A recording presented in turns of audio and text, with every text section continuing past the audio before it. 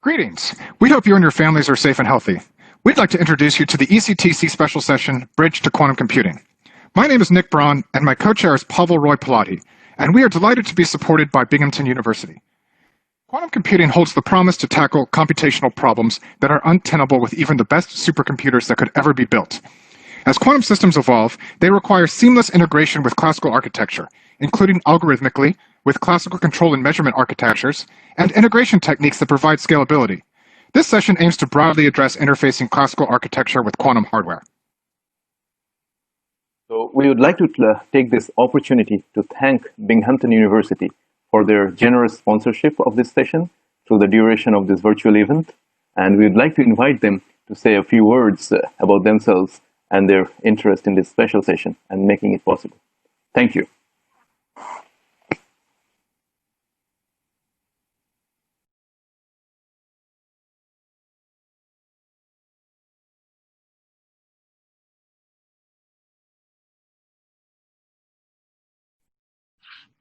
The New York State Center of Excellence on Small-Scale System Integration and Packaging, known as S3IP, at Binghamton University, the State University of New York, is proud to sponsor the ECTC special session, Bridge to Quantum Computing. S3IP is a research and development organization that addresses challenges in electronic packaging system design, process development, prototyping, and manufacturing. S3IP brings together partners from the government, industry, and academia, providing opportunities for collaboration that will advance microelectronics research and development. Subject areas and affiliated S3IP research centers include the Center for Advanced Microelectronics Manufacturing, working on flexible hybrid electronics, a New York State Center of Advanced Technology, and home to the New York node of NextFlex Manufacturing USA. The Center for Energy Smart Electronic System, working on power electronics, and NSF IU-CRC Collaborative Research Center. The Center for Heterogeneous Integration, Research and Packaging, working on 2.5 and 3D integrated electronics, is sponsored by the SRC. And the Integrated Electronics Engineering Center, working on packaging and reliability of microelectronics, a New York State Center of Advanced Technology. Along with you, all of us here at S3IP look forward to learning from the invited speakers in this special ECTC session on Bridge to Quantum Computing.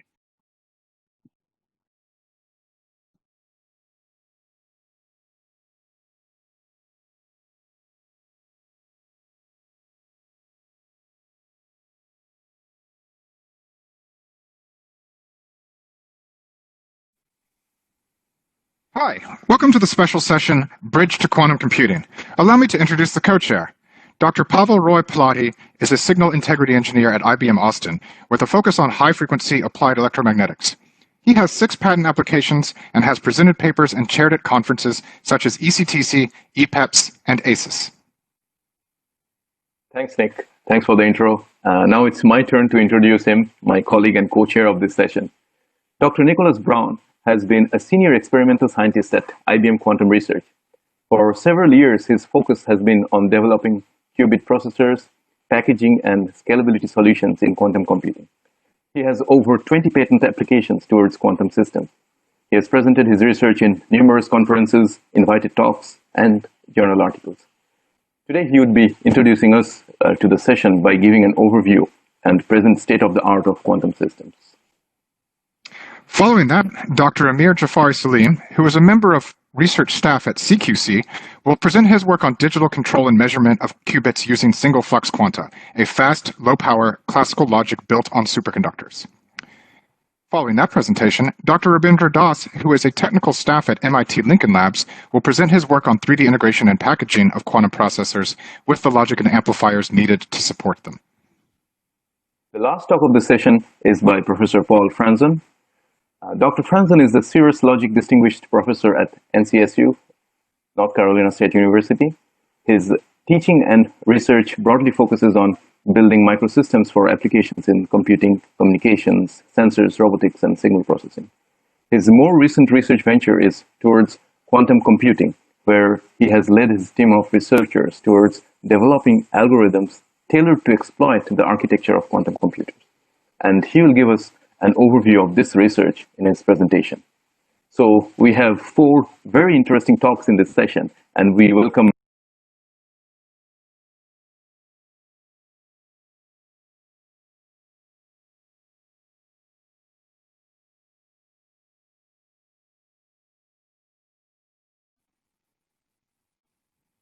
Greetings. I hope you and your families are staying safe and healthy. My name is Nick Braun, and I'm at the IBM T.J. Watson Research Center outside of New York City. I'm here to talk to you about superconducting qubit architecture. It's a pleasure to be here to start off the special session of the ECTC Bridge to Quantum Computing. And it's my goal here to put everything in context for what the following 3 speakers will be talking about. So I'm going to give you an overview of the current technology. I'd like to introduce information as a physical system. I think it's best to understand while we generally think of information as being zeros and ones. Well, maybe not this crowd of electrical engineers. It always needs to be incorporated in some physical thing, such as a circuit or an atom. Then I'm going to talk to you about the circuits that we use, which are superconducting circuits or superconducting qubits that are composed of superconducting circuits, and the anatomy behind them, and then how we control them with microwaves, and then how do we do measurements on these systems using an architecture called circuit quantum electrodynamics. Then there's a lot of other auxiliary players around the qubit processors themselves, such as dilution refrigerators, pulse shapers, generators, classical electronics, amplifiers, and the like. And I'm going to be telling you about all the supporting architecture that it takes to build a quantum computer. And then I'm going to talk about some noisy device level metrics. Because we do not have error-corrected qubits yet, all of our devices are noisy and they will lose their properties and they will have imperfect operations performed on them currently. Okay, so first, what does a quantum bit look like? Let's think about what a classical bit looks like. So any kind of bit of information needs to take place as part of a physical system, and you can represent that physical system with various things, such as the on-off of a light switch, whether a current is passing through a transistor or not, or the left or right polarity of tiny little magnets inside of your hard drive. And each one of these states encodes a 0 or a 1, where I've drawn them as these yellow and blue balls here, which are separate from each other because they're very far from each other. They're individual, unique, discrete states. However, if you were to store information inside a system that obeyed quantum mechanics, such as the ground or excited state of an atom, the up or down spin of an electron, or the oscillation states of a superconducting qubit, then what you would see is you wouldn't just have these zeros and ones separated from each other. You would have access to any superposition of those two as well. And complex superposition. And by which I mean you can think of this as any point on the sphere of the Earth, where 0 is the North Pole and 1 is the South Pole. And then these amplitudes, probability amplitudes, would be these complex coefficients by which you can make linear combinations out of them. And they also give you the probabilities in which, when you apply a measurement, you will get a 0 or a 1 as the state that you measure. And that's because you can't actually measure the quantum system directly. You have to collapse it to a classical system and measure that. So in particular, if you look at the equator of the block sphere, you will be in a position to measure 0 with 50% or 1 with 50%. And it's because you're opening up information to display this linear superposition, and because qubits can be entangled with each other as well, you have what we call an exponentially large Hilbert space for which we're doing computations. And this large space allows us to do certain kinds of problems much, much better than classical computers. So, superconducting qubits in general, what they look like, well, us and a lot of other people are leveraging all the success of CMOS in doing photolithography, electron beam lithography, deposition etching techniques in order to deposit materials on the surface of silicon chip. Now, instead of semiconductors here, we're using superconductors, in particular niobium and aluminum, which become superconducting at 9 Kelvin and 1 Kelvin respectively. So most of what you see here is made out of niobium, but if we look a little bit closer, we can see the qubits, which in themselves are these little 90-degree rotated equal signs that sit inside of these square pockets. Now, those equal signs represent the capacitor of the circuit itself. And if we look really closely, we can see this special thing called a Josephson junction, which is a dissipationless nonlinear inductive element. And this Josephson junction physically is a superconductor sandwich, insulator, a superconductor insulator superconductor sandwich, and it's very tiny. It has to be written with electron beam lithography. And if we look at the other components on this on this chip, we see the squiggly lines, which are superconducting microwave resonators, coplanar waveguide resonators to be more specific. We use these for a number of things. They're used to read out the state of the qubit. They make connections with the outside world, so we can put control pulses or measurement pulses into them to infer their state. We coupled qubits to each other by putting these CPW waveguides between each other, so we can mediate couplings between the qubits. And they also serve as filters at the qubit frequency because they're detuned from the frequency of the qubit, so they will suppress radiation at the qubit frequency.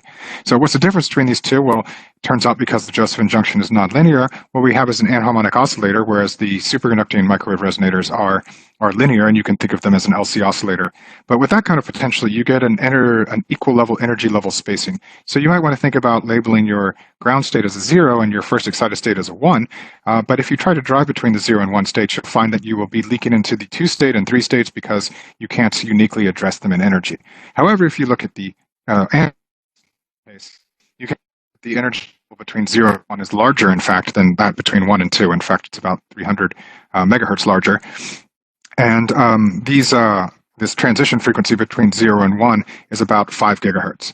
So that means we can address this with radiation at 5 gigahertz and stay away from any radiation at these other transition frequencies.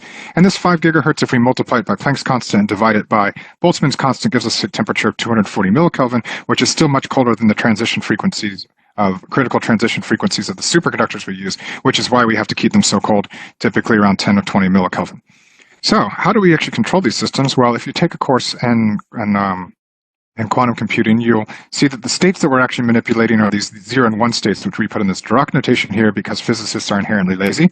These are just stand for column vectors, 1, 0 for 0, 0, 1 for 1, and they represent the north and south poles of these hemispheres. And you can figure out how to move around these by looking at the Pauli matrices. So these Pauli matrices tell you the axes of measurement that we do along the x, y, z axis. Now, due to our architecture, we can only measure on the z axis. So if a qubit's in the 0 state, we'd measure the eigenvalue 1. If it's in the 1 state, we'd measure the eigenvalue 0, 1. But all these matrices actually generate rotations around those various axes, and we can figure out the unitary matrix that does the rotation for us by putting in a normal unit vector n and an angle theta by which we want to rotate. And then we do this exponentiation between that unit vector and this this vector of Pauli matrices here, and we can simplify this expression into something that's easier to calculate given by this thing with the cosine and the sines. And so we can see, just as a simple example, if we want to do a rotation of theta around the x-axis, then we just get the x and this n dot sigma here, and we just get this matrix right here, which represents a positive x rotation. And it's unitary, so just the conjugate transpose of this will give you the undoing in the negative theta direction. So when we want to do these manipulations around the Bloch sphere, we actually use microwave pulses to manipulate to rotate around the Bloch sphere, and it turns out that the axes of rotation can be represented by any microwave pulse in the xy plane. So what that means is if I rotate around the x-axis given by this, then if I want to rotate around the y-axis, then it's just a 90-degree phase shift of the carrier frequency of that pulse. So we can see that way we can just change the phase and we can rotate in any axis in the xy plane. Now, for z rotations, we could compose those out of x and y rotations, but we actually don't really need to because we can compile our circuits. We can just get the rotations for free by changing the respective phase of all the forthcoming circuit elements. So since this just changes the phase between the 0 and the 1, this can be done in software, and you can show that it's completely equivalent, and you can lower your average single qubit error rate by doing this kind of thing. So this is actually how it's implemented in the software.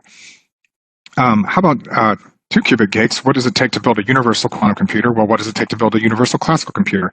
So as you remember from your circuits class, you can use one of 2 circuits, a NOT AND plus maybe some ancillas, or a NOT OR, and And the same thing, just pick one of these. You have these truth tables here, and you know how to build any kind of circuit out of these truth tables. And the same kind of principle is exactly equivalent in quantum computing.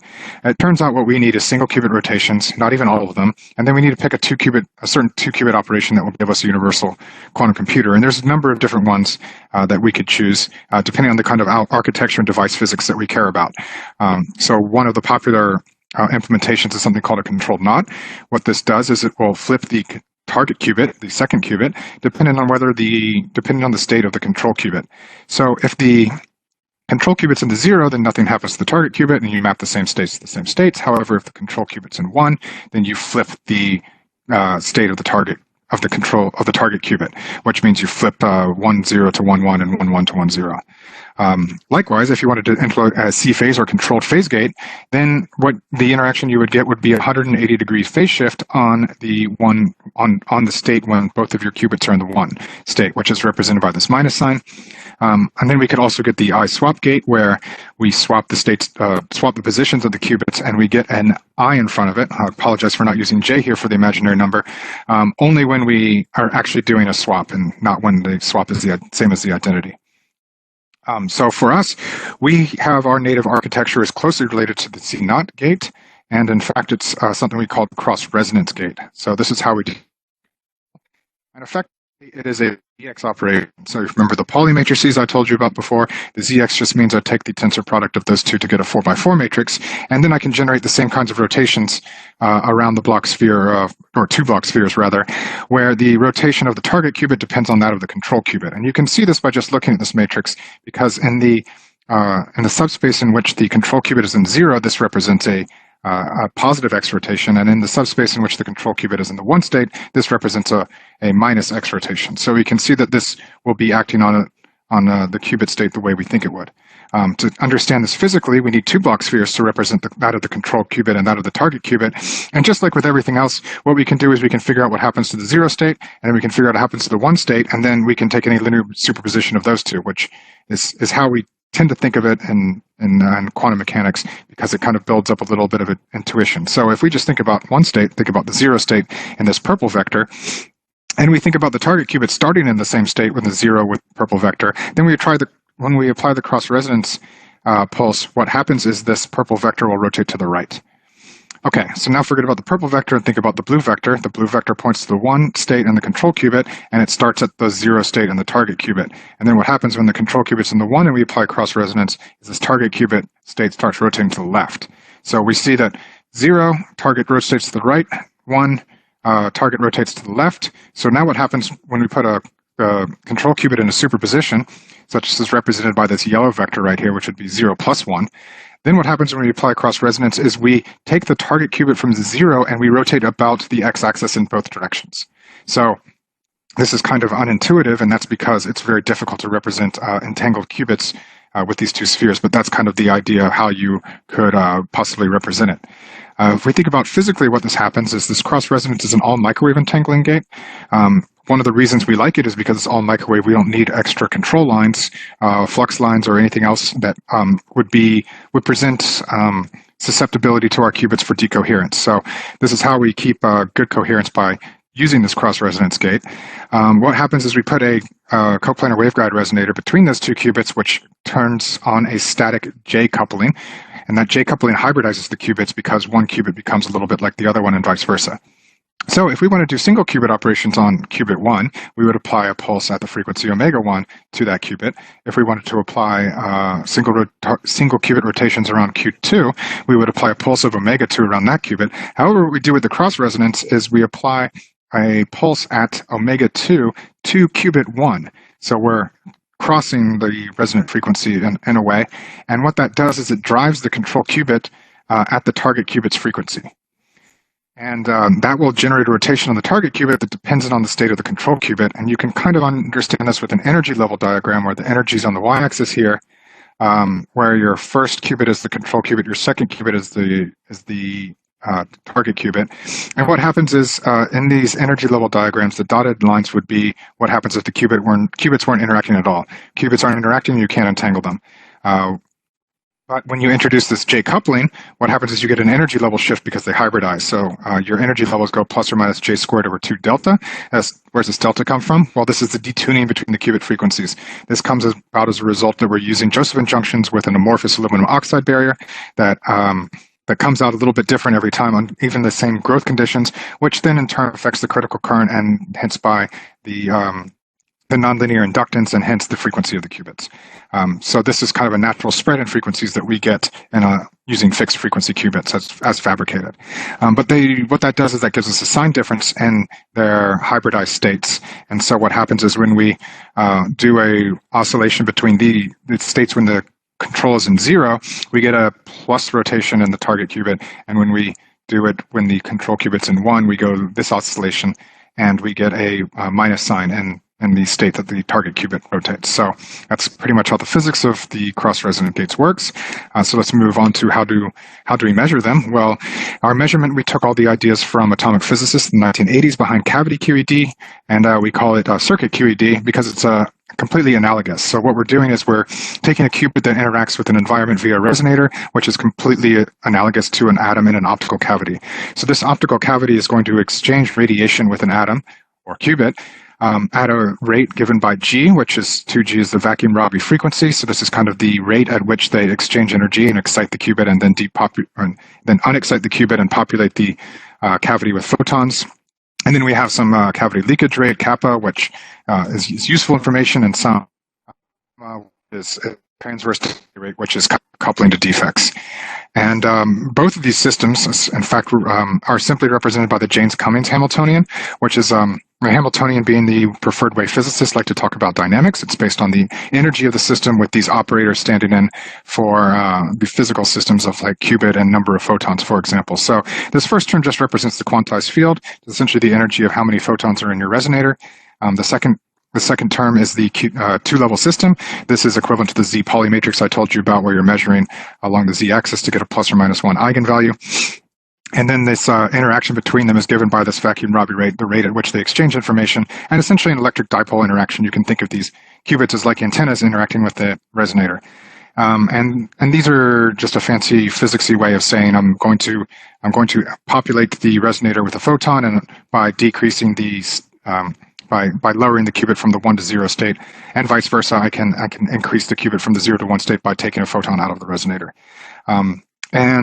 Because quantum mechanics is unitary, this is all reversible. So if you want to go and talk about dissipation rates, you need to go and switch density matrices and solve the full Lin-Blaudian-Master equation to get the effective dissipation of the system. So what do we actually do when we read these out? Well, we create control pulses, which are about 5 gigahertz, and readout pulses around 7 gigahertz. Those are detuned from each other. That helps suppress spontaneous emission of the qubits. The control pulses go first to do the control in the system, then the readout pulses go in second, and then they come back out of the system. We amplify those. And what happens is they impart, they have a phase shift imparted onto those signals dependent on the frequency, depending on the resonator frequency, which in turn depends on the qubit state. So you can infer the state of the qubit by the response of this this microwave pulse. So we take that, we downmix it, amplify it, digitize it, and classify it as 0 or 1. But what this would actually look like if you looked at it like on a vector network analyzer is you could prepare the state of the qubit in 0, and you would get a resonator frequency in this blue curve right here.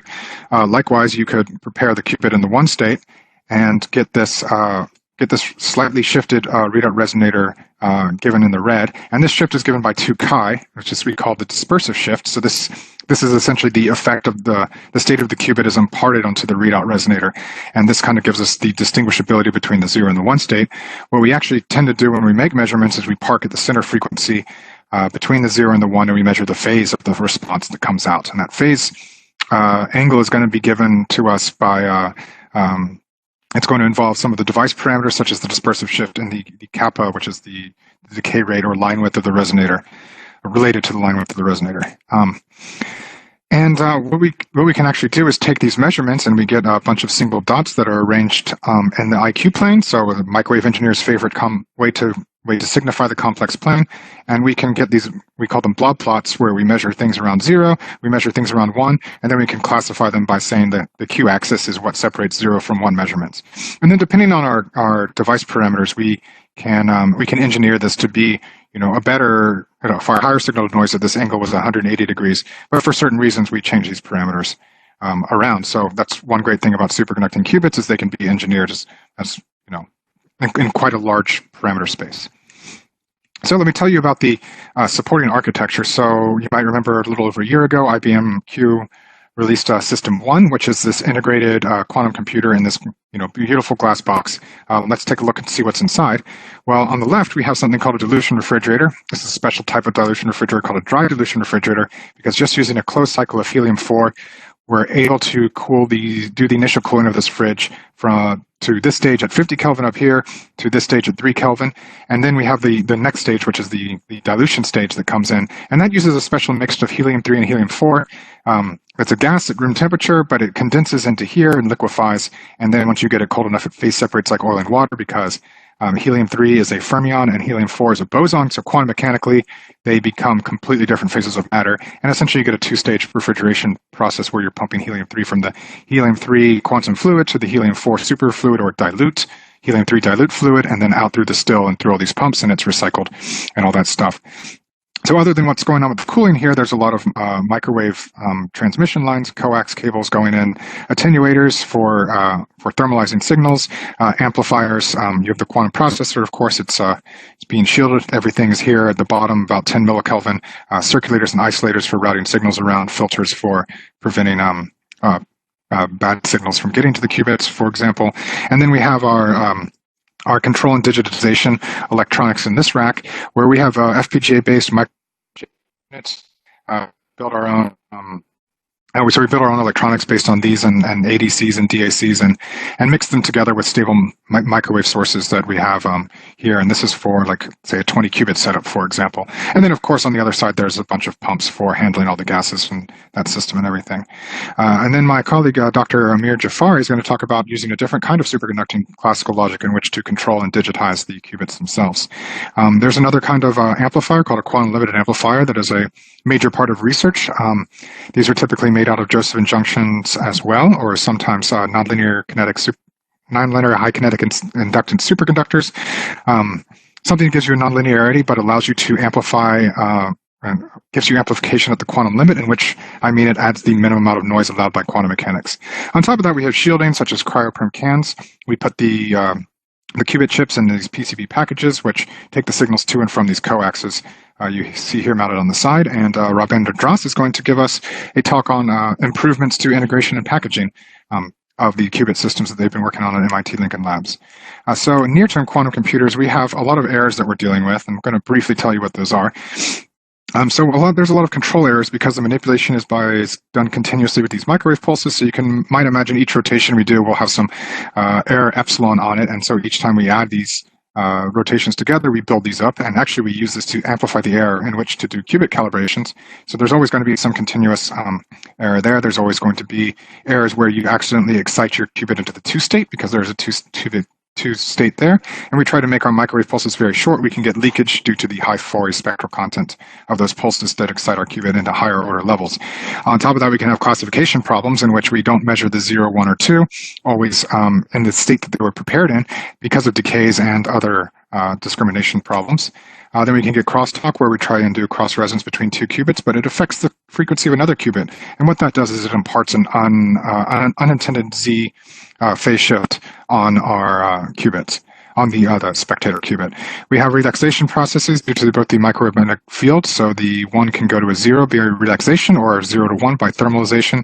We can couple to defects such as 2-level systems or any other channel. There's superconductor phenomena such as quasiparticles and vortices that can couple to the qubits to make them relax from 1 to 0. And then we have decoherence, which is kind of the more quantum one. It includes dephasing, which is the intentional rotation around the z-axis, which can be due to fluctuations in energy levels. So anything that changes the energy imparts an unknown Z rotation. That can also be done with magnetic noise. That's not a problem for but it's not a problem for fixed frequency qubits. For tunable qubits, any kind of measurement is going to dephase because you have to collapse into a classical system in which to measurement. And ultimately, you're limited by qubit relaxation, which is why we use this T2 number, which includes both T1 relaxation and T5 dephasing.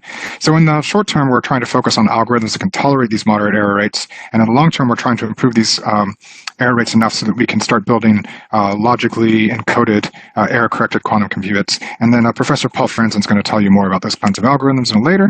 So I just like to say qubit architecture is not just the qubits themselves. It involves a great deal of technical expertise, including all kinds of cryogenic and microwave engineering, including a way to generate signals and analysis of classical signals amplifiers. And all these combined efforts are still a large research effort. We know the noise will be with us for a while. We have to learn how to work with errors that will be immune to noise that we can work with as we scale this noise down and work to build qubits where we can error correct them and build a fault-tolerant quantum computer. So I'd like to thank you very much for your time, and I wish you the best of health. Thank you.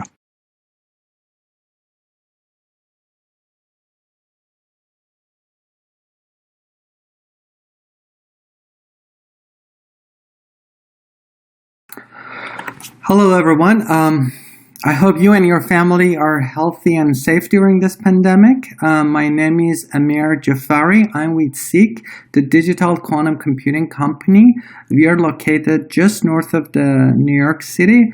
And in the beginning, I would like to thank the organizer for giving me this opportunity to present our approach to quantum computing. The title of my talk is SFQ-enabled scalable digital quantum computing. So here the outline of my talk. I'll give a motivation why we are taking this approach. Then I will talk about what is SFQ digital logic, because some of you might not be familiar with. Then I will talk about what is SFQ-based qubit control and what else we can do with SFQ. We can do a qubit measurement. And then at the end, I will talk about full classical quantum interface and our architecture.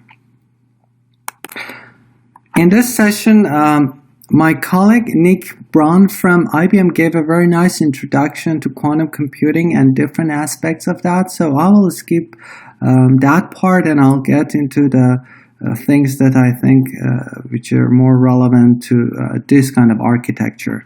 So just to review a little bit is that, so in conventional control technique, qubits are controlled by driving microwave pulses at the qubit frequency. And this involves a lot of analog upconversion utilizing RF sources, high-speed cables, D2A, A to D converter, and many RF components. And for that, it requires a relatively linear one-to-one correspondence with the number of qubits and the number of microwave equipments that you need. I think this picture captures very well our motivation for this approach to quantum computing. As you can see, this is a part of the system used by Google in recent experiment to show quantum supremacy. And as you can see, this is what you see in this picture is the small part of their system, which is the inside of the dilution fridge. And this system contains 53 qubits, 200 coaxial cable, 54 cryogenic isolated, 9 quantum limit amplifier, and non-Hemped amplifier. Here we do not show the racks and racks of digital of electronics that sits in the room temperature. And as we know that in a fault-tolerant quantum computing, we need millions of qubits. And we think that this approach of having all this microwave line is not scalable to larger scale. We believe for scalable quantum computing, according to Renz's rule, we have to break this ratio between our qubits and the number of IOs. And as you can see on the right-hand side, as we increase the number of qubits, the number of microwave lines increases, and these numbers do not include, for example, DC lines for tuning and other lines for readout.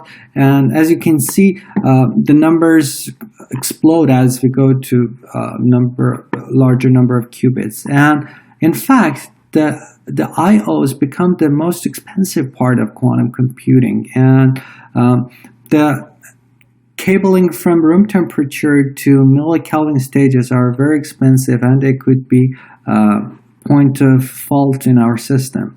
And as you can see, large input-output count kind of introduces scalability problem, and long wires introduces a latency problem. There are different options to bring all those classical control circuitry to the cryogenic environment closer to the qubit. So one of those approaches is using cryo-CMOS. Can work in cryogenic, but still CMOS dissipates a lot of power, which is not helpful in cryogenic environment. And those cryo-CMOS seems to be mostly suitable for spin qubits, semiconductor spin qubits, and not for superconducting qubits. And recently, Google team has developed some system, cryo-CMOS, that works at 3 Kelvin. The other approach is instead of using CMOS technology, use superconducting electronic. The advantages of superconducting electronic is that they are very low power, very fast, and especially the ones that is based on single flux quantum, which is going to be the base of this presentation. But the disadvantage and problems are that unlike CMOS, which has a high integration density, SFQ integrated circuits have lower density. And one other thing that we need to remember, that trying to mimic the conventional approach of microwave to quantum computing, trying to use superconducting electronic will not work well because of the integration density issue. So we need to come up with a new approach. So the other approach to scalable quantum computing is to use RSFQ technology. RSFQ technology is a digital superconducting technology based on Josephson junction. Josephson junction is the similar Josephson junction that's used in superconducting qubit. Here I would like to give just a brief introduction of what RSFQ technology is and what digital quantum computing is. So a Josephson junction is made of 2 superconductors that sandwich around an insulator. And so in this 2-terminal device, the current can flow without any resistance up to some threshold. After that, this Josephson junction switches to resistive mode and shows resistance. The circuit symbol for a Josephson junction, as you can see, is like this across. So in this technology, how do we define 0 and 1 digital? In CMOS technology, 0 and 1 is based on the different levels of the voltage we have. If you have a high voltage, we call it 1, and if you have 0 voltage, we call it 0.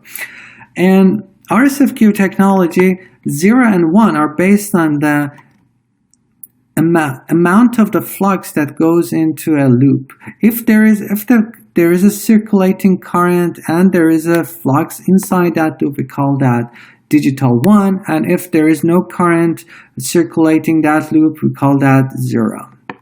So in order to add 0 and 1 into our circuit to create digital 1 or digital 0, we put a Josephson junction inside a superconducting loop. If the Josephson junction doesn't switch, a flux is trapped here, which which shows that this loop contains 1. If the Josephson junction switches, this flux can come out, leaks out, and this loop becomes, for example, 0. Every time that this Josephson junction switches, it creates a pulse, a very sharp pulse with a length of around a few picoseconds and with a small height. But the important things about this pulse is that the area underneath this pulse is a quantized value. It's a fixed value. And that's because of the flux trapped inside inside a superconducting loop is always a quantized value. And because of that, the area underneath this curve is always fixed. So, for example, based on what I showed, we can create all the digital gates that we need. For example, we can create AND, NAND, NOR, T flip-flop, RS flip-flop, and all kind of digital logic that we need. For example, here I just show an RS flip-flop. That, for example, this if a pulse or a flux comes from the left, it switches these Josephson junction, and a flux is trapped here, which shows 1. So this RS flip-flop is now carry the state of 1, and if for readout, if we send a pulse, a signal comes out and read out as another 1. The advantage of the RSFQ digital is that it's super fast. It can work up to 350 gigahertz, and it's not only a digital logic, it can also be memory element too, because it can store the state, and it only uses DC bias only. There is no AC biasing, although it works up to 350 or more. It's only DC biasing, and it has many other advantages, and it's super fast.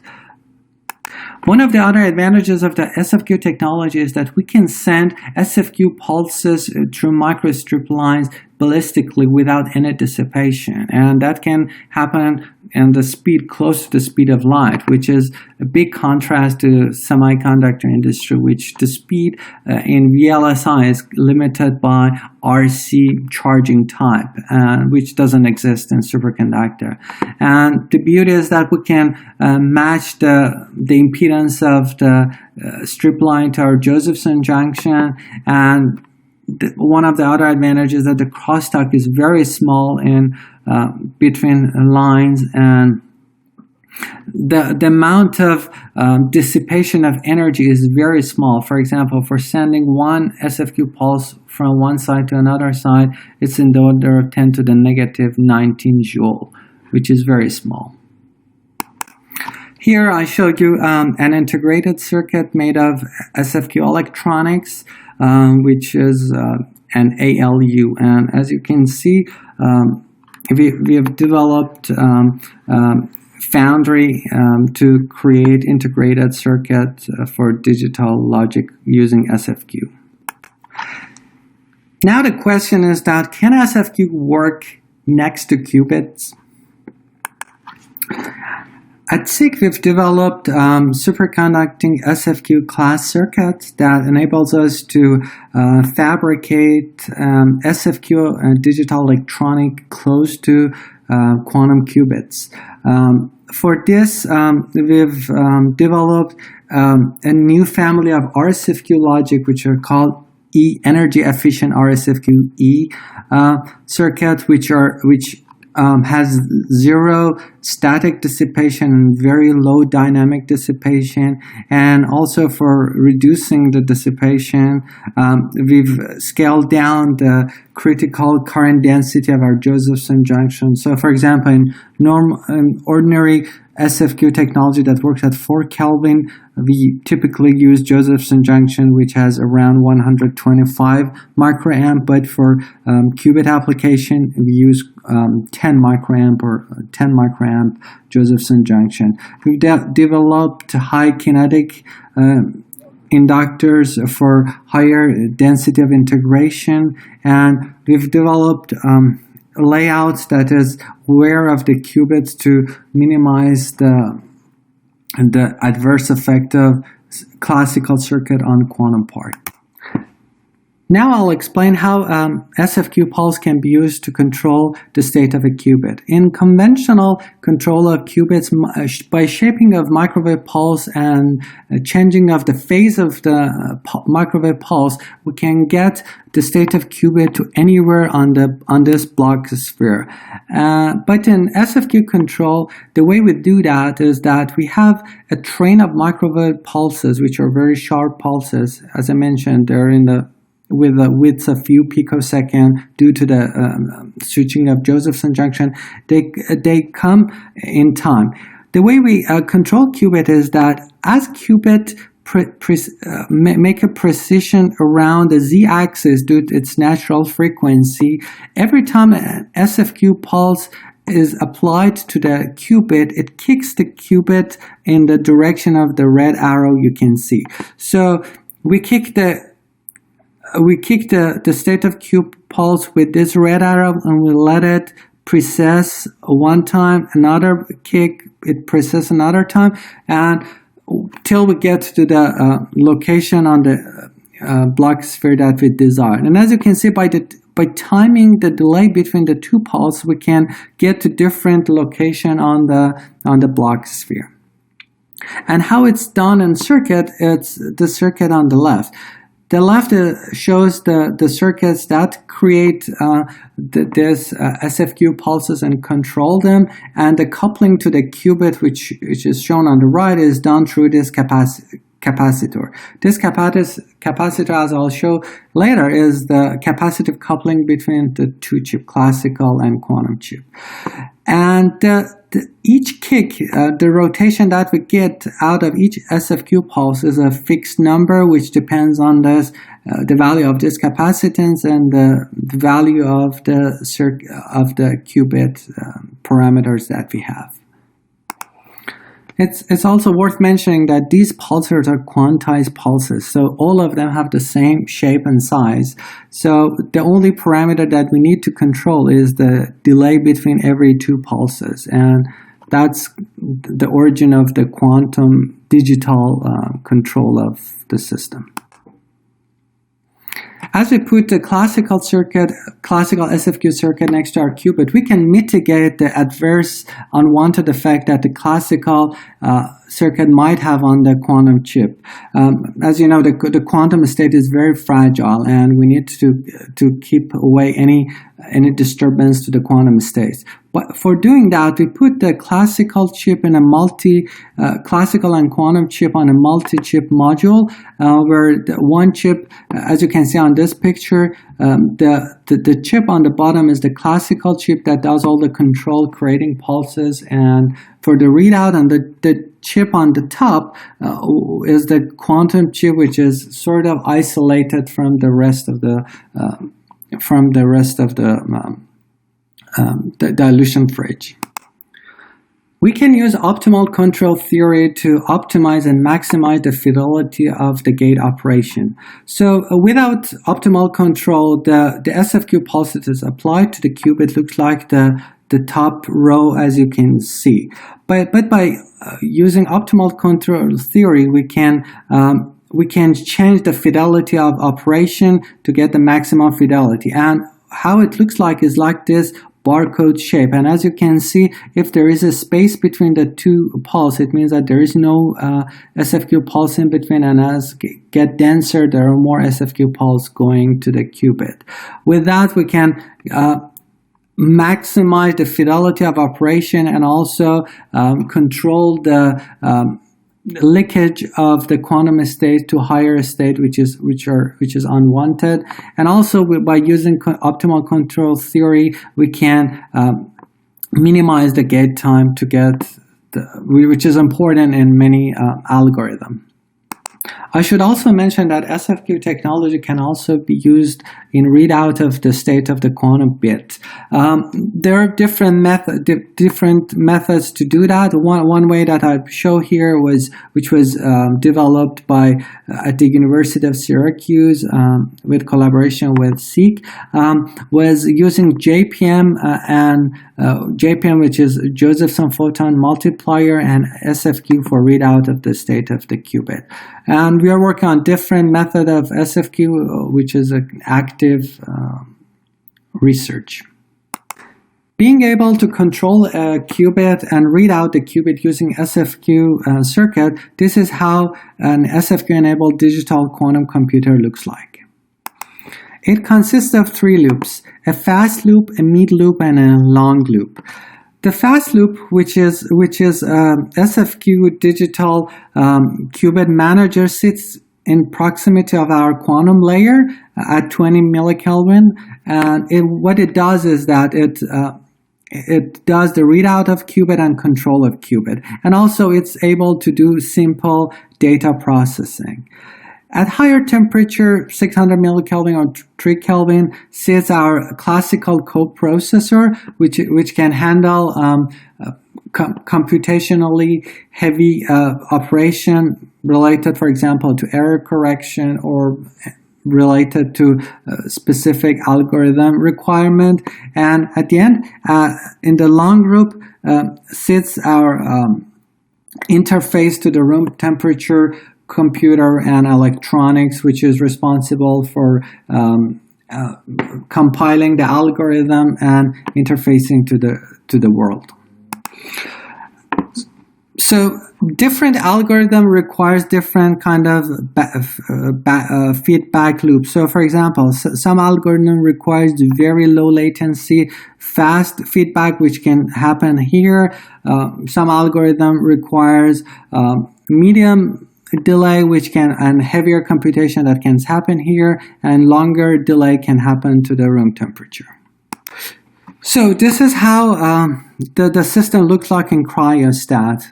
In the bottom is the classical quantum in the at 20 millikelvin SFQ classical coprocessor at higher temperature, and again the rest at close to room temperature. And between all these stages are superconducting cables that SFQ pulse can propagate between the stage of 3-4 Kelvin to the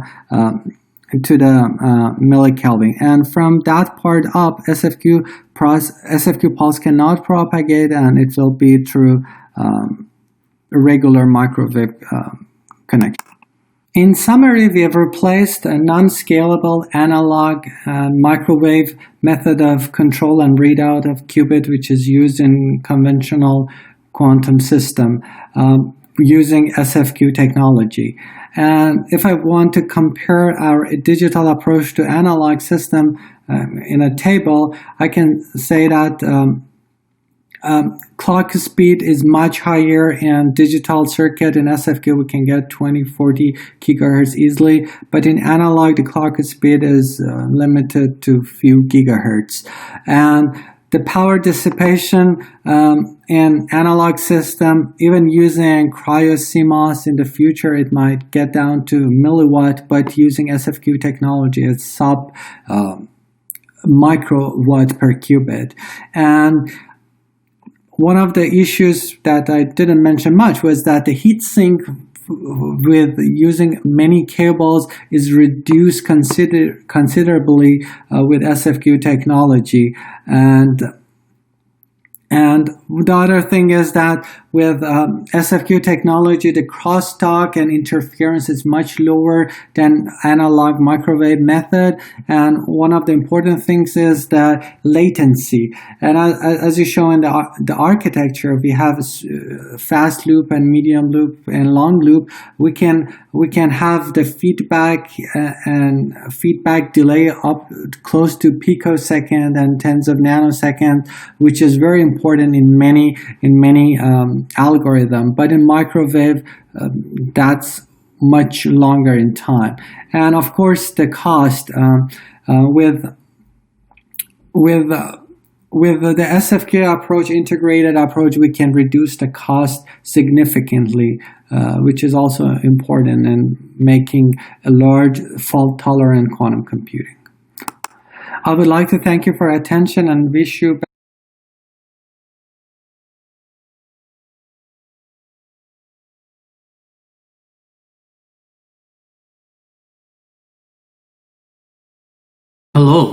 My name is Rubindra Das. I will talk about cryogenic qubit integration for quantum computing. But before I talk about quantum computing, I would like to give you two information. One is that classical computer does amazing things. Today's Internet of Things, artificial intelligence, we cannot even survive a day without classical computer. But there are something classical computer cannot do.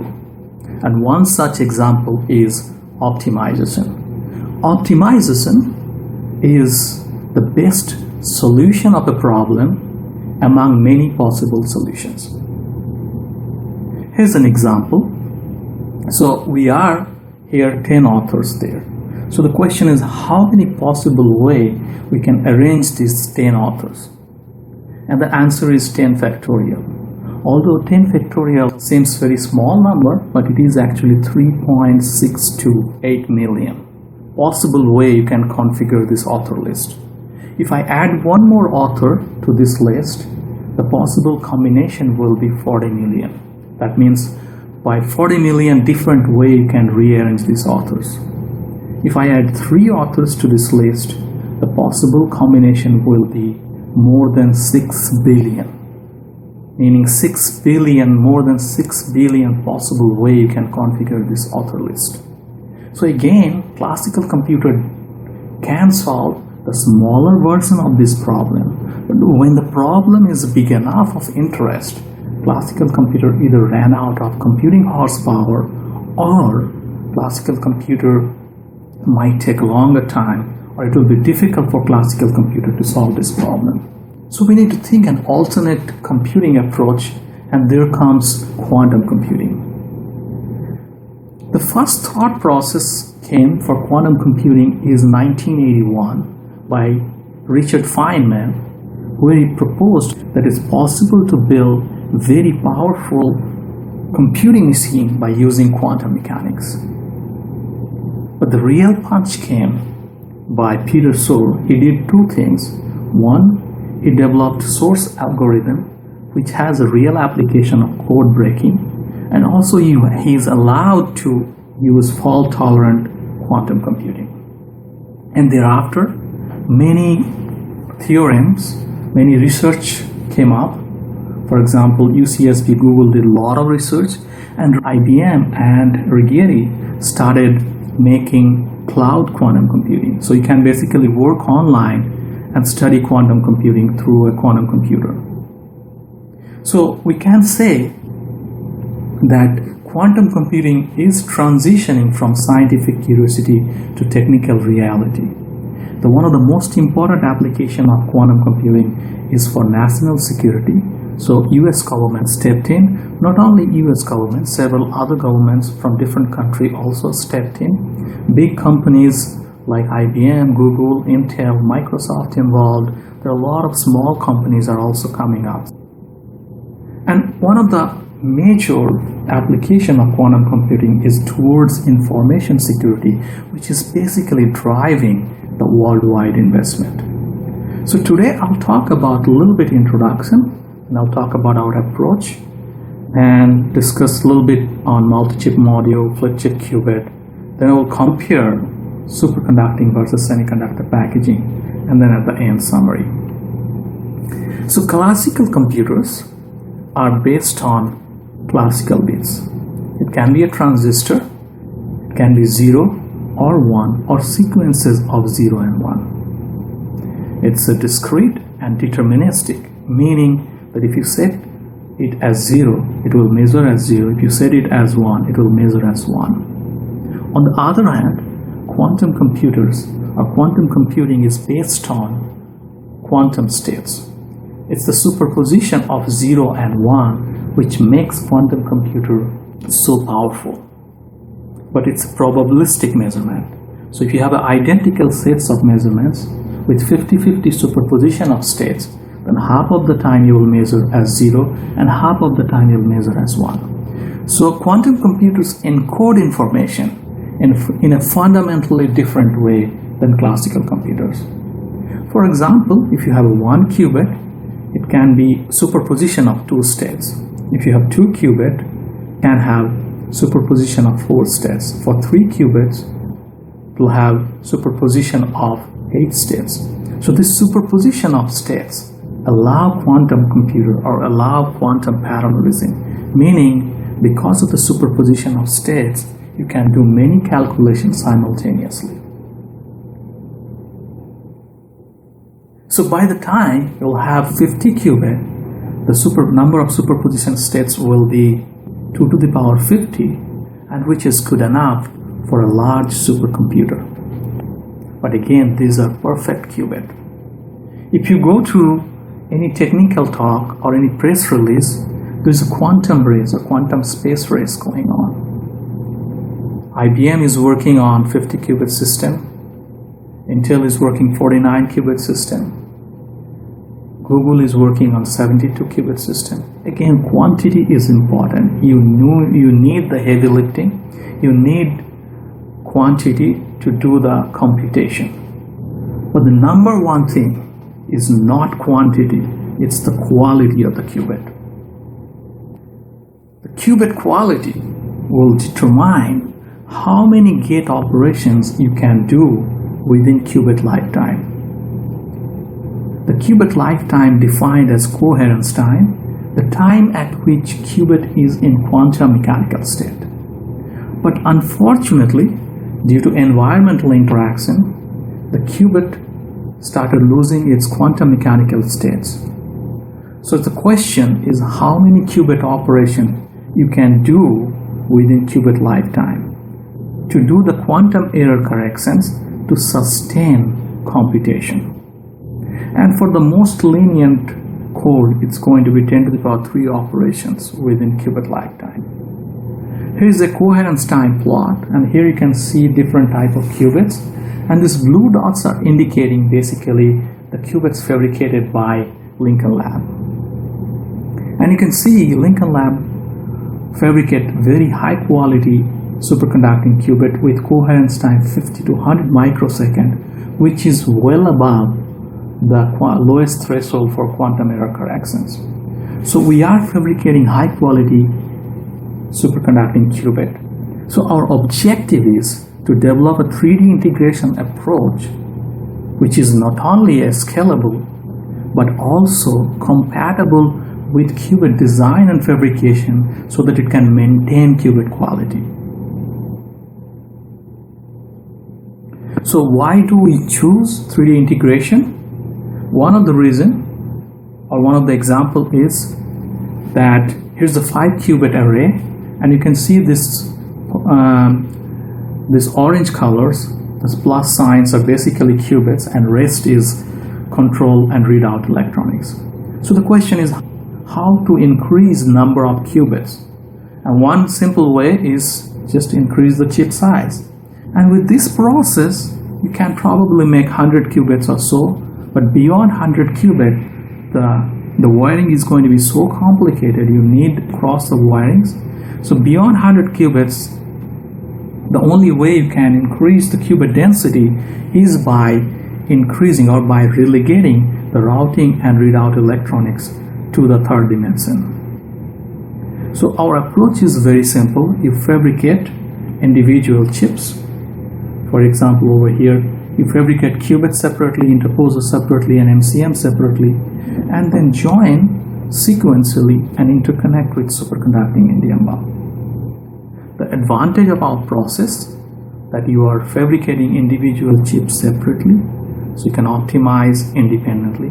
The one chip fabrication will not impact other fabrication yield. Second, you are using interposer, which is not only allow the wiring density, but it also isolates qubit chip from lossy MCM dielectric. And the third point is pretty much the first point, but what I would like to say that because you're fabricating individual chips separately and then joining, so you have no opportunity that you need to fabricate best superconducting chips, but also you have opportunity that you can take any outside superconducting qubit which has produced very, very high coherence time. So you have that opportunity to take best possible qubit and combine them together into a 3D architecture. Not only that, You can also have opportunity, let's say it's a multi-qubit system, you want to put 2 qubit chip together with 2 different foundry process, you have that opportunity now. You can do it because everything you are fabricating and optimizing independently. So here's the flip chip bonding scheme. We have to do 3-stat bonding, but before that, we would like to evaluate flip chip qubit. Because qubit is very, very sensitive to the fabrication process, and qubit use Josephson junctions, which is a 1 nanometer oxide separated by 2 superconducting metals. Josephson junctions are the building block like transistor in CMOS for making active superconducting circuits. So the first step is to demonstrate flip chip qubit and show that there is no degradation due to flip chip process. Second, you take the interposer and interposer with TSV and see the TSV surface is impacting qubit performance or not. And then at the end you do the 3-stat. But when you do 3-stat, you will see there are 2 different type of junctions we are using. One is on the qubit side, it's called shadow evaporated junctions. And other one is on the MCM side, we call it tri-layer junctions. So we are doing 2 different type of flip chip bonding scheme. One is called MCM approach, where MCM is attached to a superconducting chip which has a tri-layer junctions, and other one we call a flip chip qubit, which is basically attached to the qubit chip is attached to the interposer. So let's start with MCM flip chip process. We are working with many collaborators, and the way we work, it's kind of turnkey solution. So you submit the physical design and we'll deliver you the final product. So the way we work, you submit the physical design, we'll do the wafer layout, we'll do the SMCM fabrications. We use eyeliner lithography with 3 micron via and 0.8 micron feature size. We also can fabricate the CMOS chip or superconducting chip. We have a foundry process, and then we can assemble 2 together. With our process, we're regularly delivering 35 micron pitch flip chips, and maximum chip size is about 100 millimeters square. We can do in-house testing, RF and DC test, and also we can do module level testing. But in most of our cases, we send the final product to the collaborator and they do the final module level testing. Here's an example. Here's the SMCM design, and then you fabricate the SMCM and then bump the MCM and then bond with multiple chips. Here's a 16 chip MCM where we put 16 5mm by 5mm chips. It's called JJ chip, and the junction size ranges from 500 nanometer to 1500 nanometer. And here we bond 1 chip at a time. And what we found, this is the fabrication or attachment process over here, that you start with MCM wafer and then bump the entire wafer, and then you dice in individual MCM and bond with multiple superconducting chips to create multi-chip module or system in a chip. We are using indium bumps over here because it produces very low resistance in the range of nano-ohm. It's ductile in nature, cryogenically stable, and the melting point is about 157 degrees Celsius, which is good enough for MCM reflow process. The advantage of our attachment process, we are depositing indium only on the MCM side. So this gives us ability to select a known good chips from various suppliers because you're not putting bump on the chip side. Or in other words, you also have a possibility to combine multiple chips fabricated in different foundry process and combine all the chips together to the MCM and create next generation system in a chip or multi-chip module. We have studied the junctions behavior with flip chip process, and what we found that room temperature study shows that the junction's resistance is basically in the same range which is expected for different size of junctions. So we didn't see any degradation with room temperature study. And then we did also cold testing where we found the typical cold IV plot for individual junctions. And also we have a series of 9,000 junctions, and we have tested with a control chip Here control chip is basically neighboring chip of the same wafer, and we did characterize cold testing, and the IV characteristics is pretty much same with the control chip, which indicates that flip chip process is not degrading tri-layer junctions. Next, move on to a qubit process, flip chip process, and again it's the same process like SMCM attachment process. You start with a interposer wafer, bump the interposer wafer, and then you align with qubit chip and bond it to create flip chip qubit. We did a lot of flip chip characterization for flip chip qubit. This is very, very important. I'll tell you in the next slide. So the alignment, bonding, and parallelism is very, very important for flip chip qubit. We have used confocal microscopy to understand the coplanarity of the chips. And what we found in most of the cases, that coplanarity of the flip chip is within the TTV limit of the top chip, which is really, really good for flip chip qubits. We did use X-ray to understand the bump deformation, how much deformation we need. So it's also critical to make sure that you are not creating electrical salts. We're using IR microscopy to understand that alignment accuracy, and we are maintaining within plus minus 1 mic accuracy. And this alignment is very, very important. Why? Because here's the design features. Here you can see a qubit loop which is in one chip and bias loop which is on the other chip, and there is a design offset. In one case the loops are within minus 1 micron overlap, and in other case there is a 0 micron overlap over here. And you can see we can maintain such a tight design tolerance in the Z directions, and that can help us to maintain qubit performance. Here is again an animation of flip chip process. So here is your qubit chip and here is your interposer. So qubit chip will flip and bond to the interposer. Some key flip chip bonding parameters we need to establish. One of them is to see the proximity surface impact. So we put a silicon chip on top of qubit chip and we didn't see any qubit performance degradation. We also produce a very, very low interconnect resistance in the range of nano-ohm. We also demonstrated capacitive coupling as well as inductive coupling between qubit chip and interposer. These are the key demonstration for creating 3D structures. Not only that, we also did some apples to apples comparison. So here's the design. In one design, qubit, bias line, readout resonators all are on the same chip. On the other hand, the flip chip qubit has readout resonators and bias lines are on the interposer chip.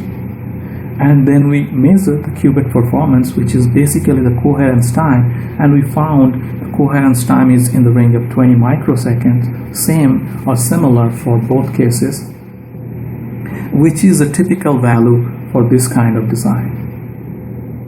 So we have demonstrated flip chip qubit, we have demonstrated flip chip MCM, we are making superconducting TSV, interposer with superconducting TSV, and these interposers are about 200 micron thick. So the TSV has critical current above 20 milliamps, which is more than sufficient for qubit operations. Now let's move on to some 3-stack bonding. Again, this is an animation you can see over here. So first you attach interposer and then you attach the qubit chip. And we have made many mechanical samples to understand the cross section, basically bump deformation, and also we did some coplanarity study.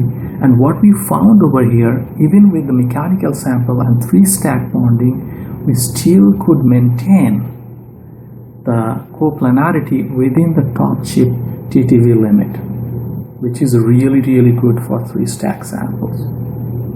Now let's compare superconducting packaging with semiconductor packaging. For superconducting, we are making a very, very complex wire bonding structure. We're making flip chips, we're making 16-chip MCM, which is very, very complex. We are also evaluating 3-stack bonding, and in future we're planning to do 3-level of assembly and also rigid flex architecture for next generation packaging. On the other hand, the semiconductor industry, every year you will see a new type of package coming up. So it's very difficult to remember all the names, But what I would like to tell you, I'm categorized the most important packages. One is, for example, system in a package or multi-chip module. Other one is package on package, package interposer package, then wafer level package or chip fast proc package, or redistributed chip packaging, then 2.5D technology, and then 3D or HBM technology. So what I'm comparing is basically the microbump approach for 2.5D with MCM. So microbump process for 2.5D technology generally use copper-based, copper pillar with solder tip, copper to copper, or high melt solder material. But in our case, we use indium. The microbump pitch is 45 micron or less. We are also using 35 micron pitch, which is very comparable. The number of microbump assembly for 2.5D technology is 1, but they do use C4 and VGA assembly. In our case, we do 2 level of microbump assembly. The maximum chip, 5 chip they are using right now, but the chip size is way bigger than 5x5. But we have demonstrated so far 16 chip with 5mm by 5mm chip. Interposer size can use 750mm square. Again, this is limited data. Nowadays, probably it's using way bigger than that. We can go maximum 1600mm square. The feature size is 0.4 micron because it's a 65 nanometer technology node. We can go up to 0.8 micron because we're using I-line lithography. So I don't want to compare really apples to apples comparison. So we're over here with 2.5D technology. 2.5D technology is a very, very mature technology, and there's a lot of work going on in this direction. So like whatever I'm claiming over here, maybe it's already a lot finer pitch is already demonstrated. But what is our goal over here is that we would like to go a similar type of microbump technology in superconducting packaging, so that in future, if there is a hybrid architecture comes with superconductor or semiconductor chip together, would be a lot easier for us to combine these two structures together to create next generation and computing architecture. At the end, let's take a look into the future. So here's the future, how it's look like. We are making a very, very complex 16-chip MCM. We are evaluating 3-stack bonding. We are producing very high-quality qubit chip. We already demonstrated off-chip coupling, superconducting TSVs. Also producing very high-quality traveling wave parametric amplifiers and superconducting indium bumps. So next is combine this all structure together to create a 3D architecture, and then at some point integrate that 3D architecture to the rigid flex configuration to create next generation quantum computing hardware architecture. With this, I would like to summarize my talk. An integrated approach to develop 3D construction on various split chip qubit package configuration is demonstrated. Demonstration of key flip chip building blocks offering solutions towards 3D cryogenic qubit integration. And the last point is rigid flex technology may be attractive for connecting superconducting qubit to the classical electronics.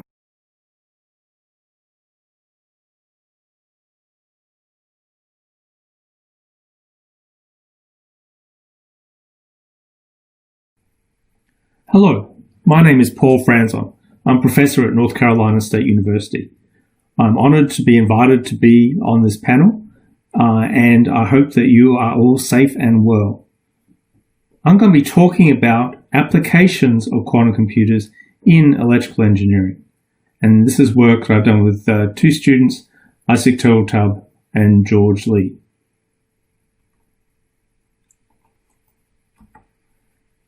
This is an outline of what I'm going to present. I'm going to go through some of the basics of quantum algorithms and quantum computers before talking about their limitations, which motivates us to look at variational algorithms and programs and using those to solve problems of interest to us.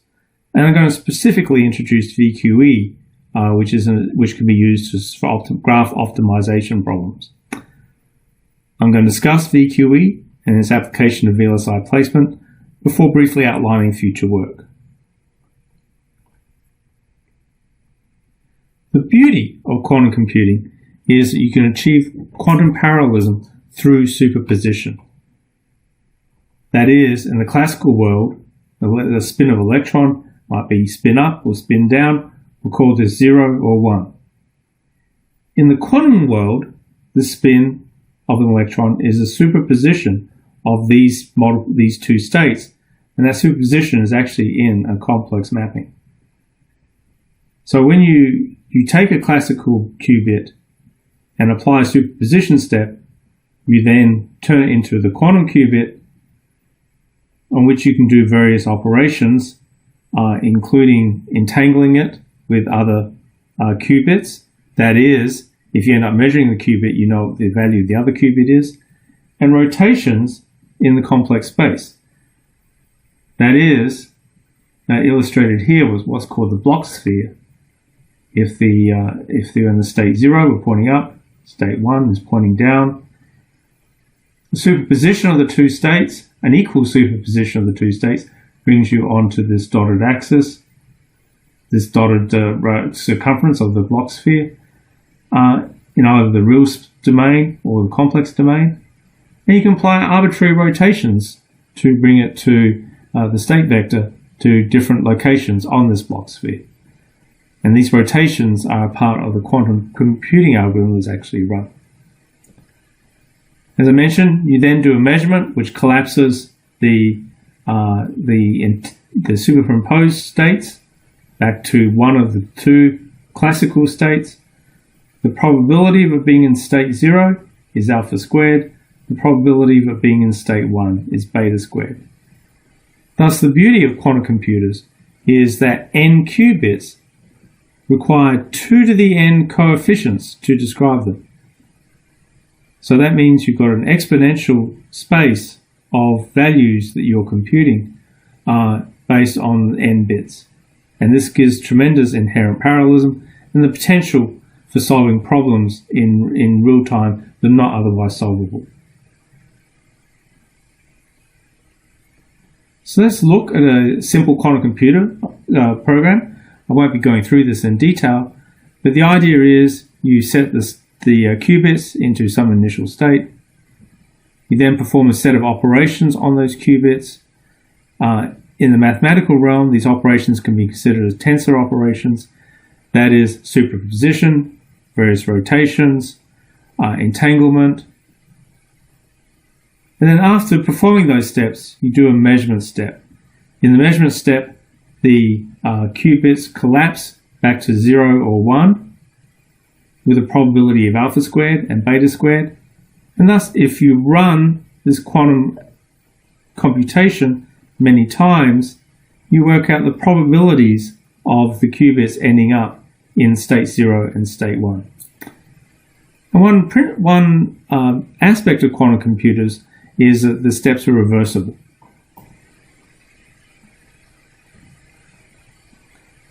Now, I'm not going to go more into how quantum computers work. I'm sure other panel members did that.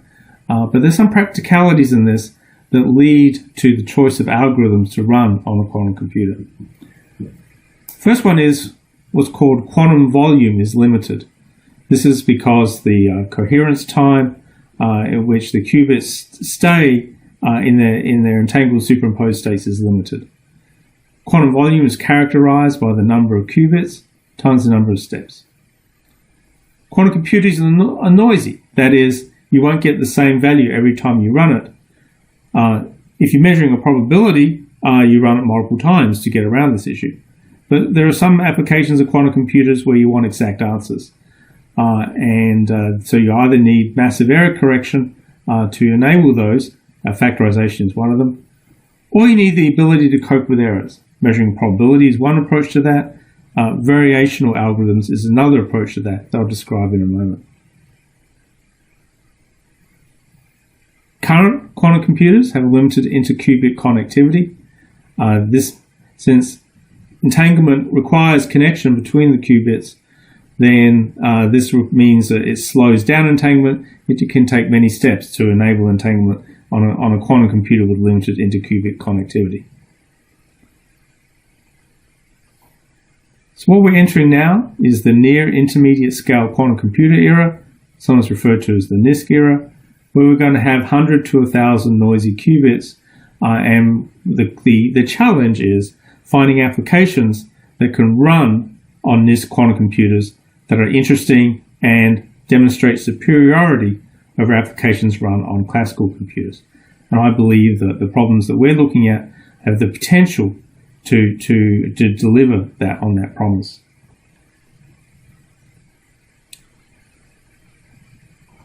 There are three basic classes of quantum algorithms. There are quantum algorithms that are gate circuits, that is, they're purely quantum. I illustrated this a little while ago. Essentially a series of tensor operations on the qubits, but with the inherent parallelism given by superposition. Examples of such algorithms include factorization, Grover search, and quantum Fourier transform. There are annealing algorithms where you find the minimum energy of a set of states. These quantum computers, for example, D-Waves, can be quite large, and there are interesting problems that can be addressed with those. But the D-Waves computer in particular doesn't allow entanglement. And what I'm going to introduce here are variational algorithms that deal with the randomness and noisiness of quantum computers directly. Examples are autoencoders, eigensolvers, classifiers, quantum optimization algorithms. Sometimes these are also referred to as quantum machine learning for reasons I'll explain in a moment.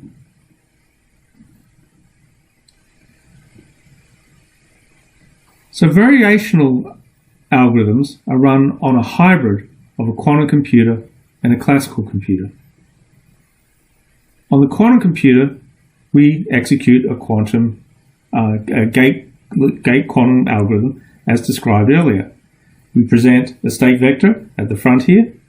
We do a set of operations, and we use those to calculate the energy of the system. What we do is set the parameters of the state and the operations to try to allow us to explore and find what parameters give us the optimum energy. That is, we go through this loop many times to build up a map of the energy, so on the vertical axis, versus the parameters, which are on the horizontal axis. And this, of course, being more multidimensional than what I've shown here.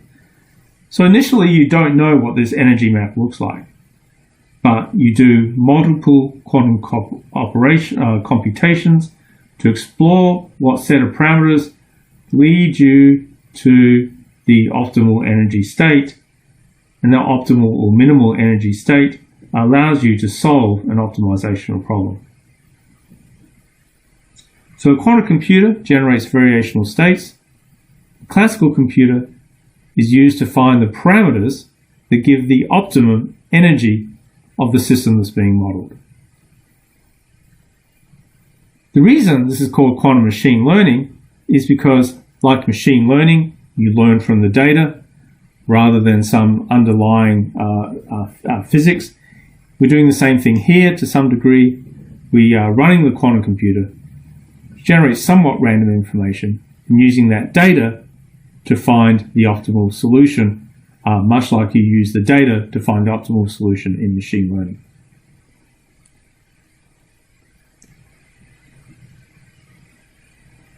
One specific algorithm that we found very useful is variational quantum eigensolver. This was originally designed to estimate the ground state of a molecule or any multi-atom system.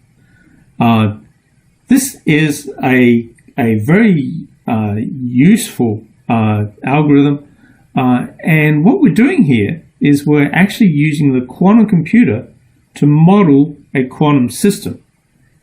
And then we change how we represent the system to model a problem of interest to us in electrical engineering, in particular graph optimization problems, as you'll see in a moment.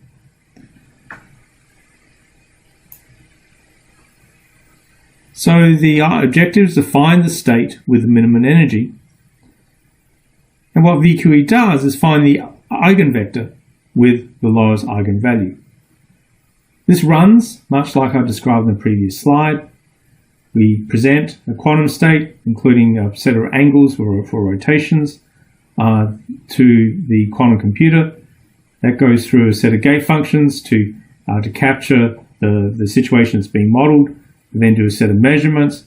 We get energy from that, and then we explore the energy versus parameter space in the classical realm so that we try to find what set of parameters give the minimal energy solution, or the ground state. We do this iteratively, feeding back parameters to, particularly these rotation angles, to the quantum computer. Here's a reference that explains this in technical terms, but in a way that I believe is understandable.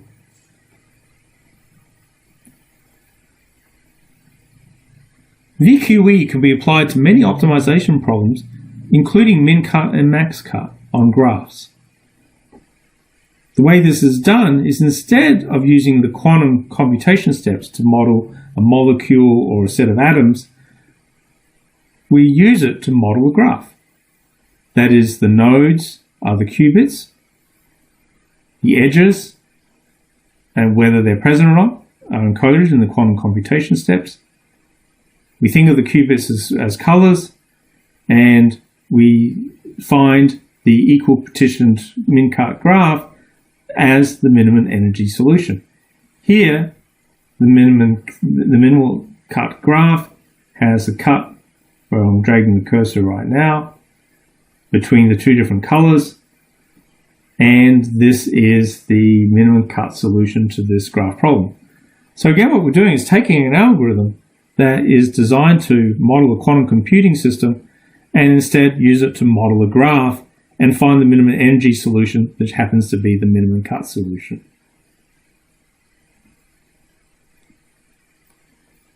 So this leads us into applying quantum computing to problems in electrical engineering. There are many electronic design problems that are graph optimization problems. I'll give one in a moment. But the algorithms to find exact solutions to these optimization problems are usually NP-hard or NP-complete. That is, that to run the exact algorithm that's going to find exactly the best solution is going to take too long to run.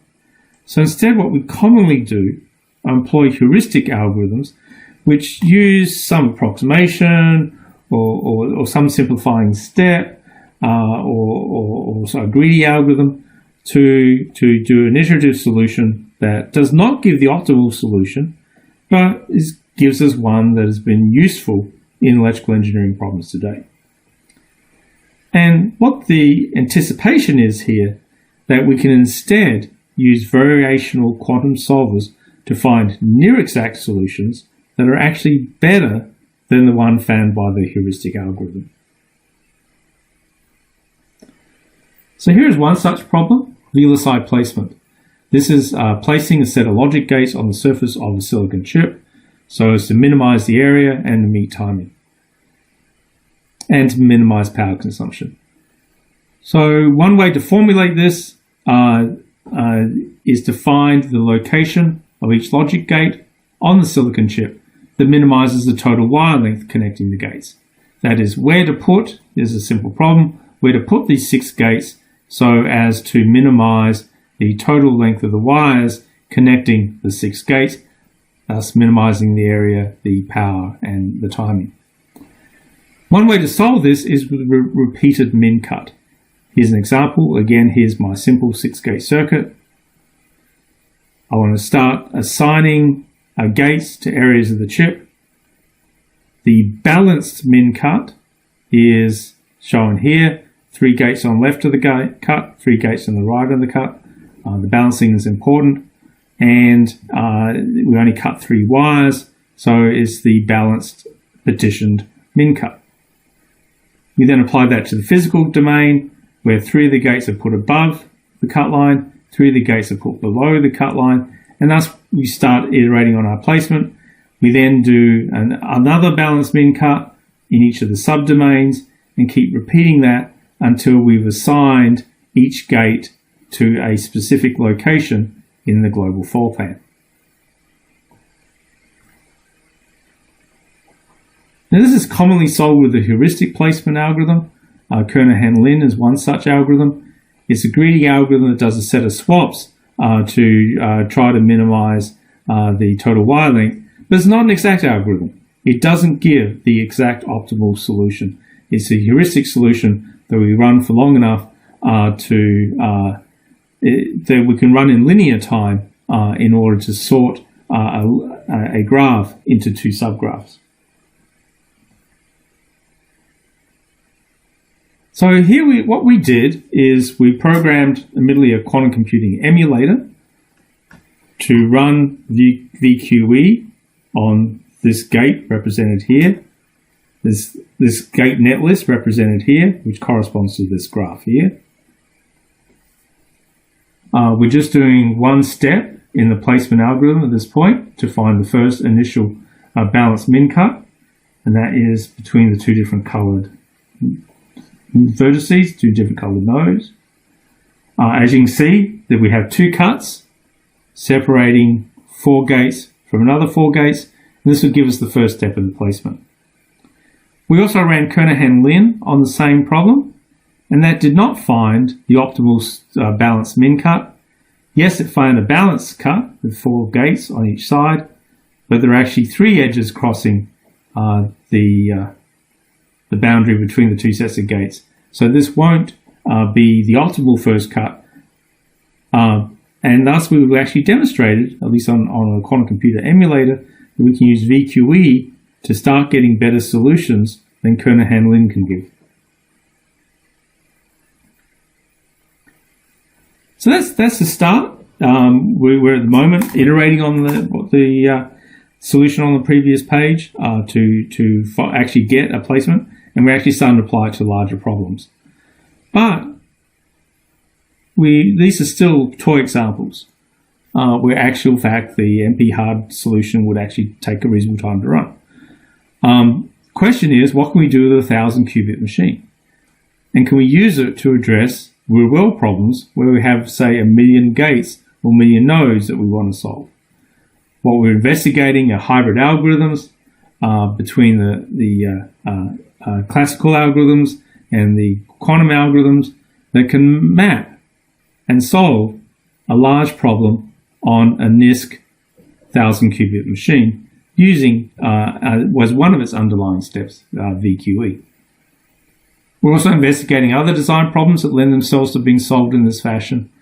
And a key step in this work, which is actually in the algorithm domain, is to identify and investigate better optimizers, because as these problems get larger, we're choosing amongst many, many angles, and we want high-quality optimizers that can deal with high-dimensional spaces.